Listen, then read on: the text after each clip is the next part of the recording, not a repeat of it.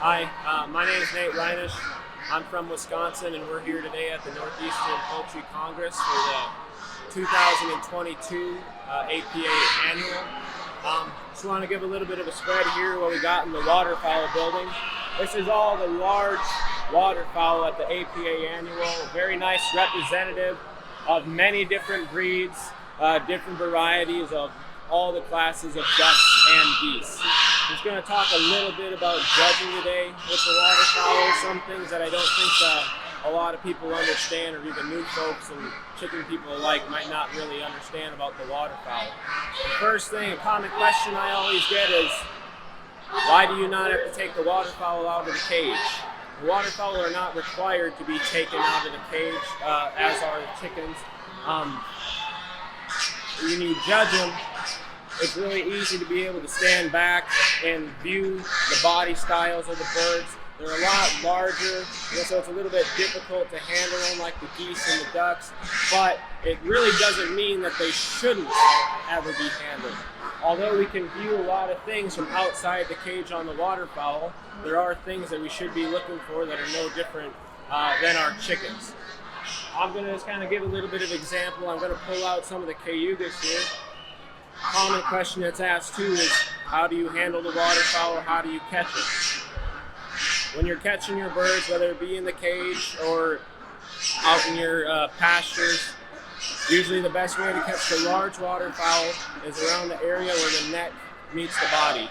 That is the safest place. They have a lot of strength there, and that's where you generally catch them. When I pull them out, I hold them no different than a chicken, really, with the legs being encompassed in my fingers, sprawled out over my arm. Larger birds like geese will usually stick under my armpit or something like that.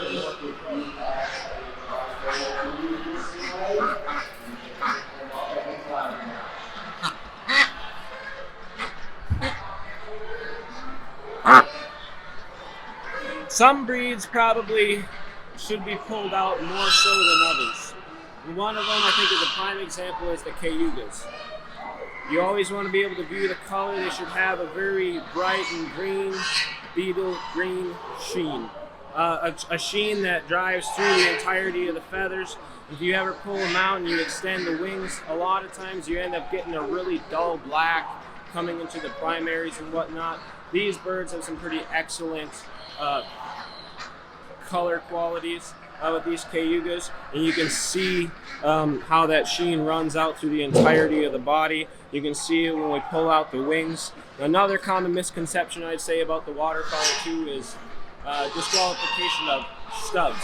People think that stubs is only a disqualification in the chicken, but clearly states in the front of the standard isn't anything with clean legs, including ducks. There are a lot of duck breeds that are very prone to having stubs.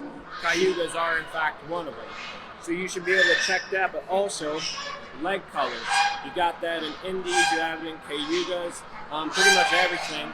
And the same goes for some of the geese. To be able to check the leg color on, they're a little bit more easier to tell color from outside the cage, but you have to distinguish sometimes between pink and orange.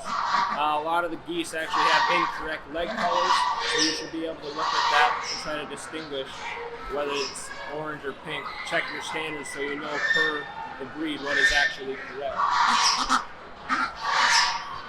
So I'd like to make a little bit of a note about judging the big waterfowl and the geese too. You see a lot of judges, in order for us to be able to really adequately see the bodies and judge the bodies of the birds, kind of take a step back so that we can see the silhouette of the animal and whatnot. When you're over top of the animals, they get uncomfortable, especially the geese. They don't adequately show. Like I said, they kind of get a little bit stressed from that point. Sometimes what you can do as a judge is to take a step a whole aisle back to be able to view the birds. It helps them calm, it helps them settle, and you can easily try to view their type from that manner. And then for those of you that are exhibiting as well, I would say to take that into consideration. Make sure you're not going up and down the aisles while the judge is judging waterfowl, because if you're exhibiting, you obviously want your bird to do their best and look their best and be stressed, or not be stressed and be able to settle in. I think that's just a matter of respect. It's respectful to all the exhibitors. It's also respect to the judge, makes it easier for us to be able to do our jobs. So just a couple of notes about judging waterfowl.